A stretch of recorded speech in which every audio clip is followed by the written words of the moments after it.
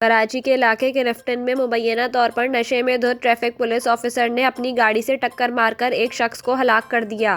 क्लिफ्टन थाने की हदूद क्लिफ्टन अंडरपास के करीब तेज रफ्तार कार नंबर BF 7810 की टक्कर से अयूब सिडार वल्द महबूब जाँ बहक हो गया। हादसे के बाद मौके पर मौजूद शहरियों ने मुबैना तौर पर हादसे के जिम्मेदार ट्रैफिक पुलिस इंस्पेक्टर शाहिद अंगोरो की वीडियो बनाई, जिसमें वो ट्रैफिक पुलिस वर्दी में मलबूस दिखाई दे रहे हैं, जबकि लोगों का दावा था कि वो नशे में धुत था। पुलिस ने मौके पर पहुंचकर पुलिस इंस्पेक्टर को हिरासत में लेकर थाने मुंतकिल किया और इसके खिलाफ मुकदमा दर्ज कर लिया। SHO थाना क्लिफ्टन इरफान मियो के मुताबिक ट्रैफिक पुलिस इंस्पेक्टर शाहिद अंगोरो बतौर सेक्शन ऑफिसर मोमिनाबाद तैनात थे।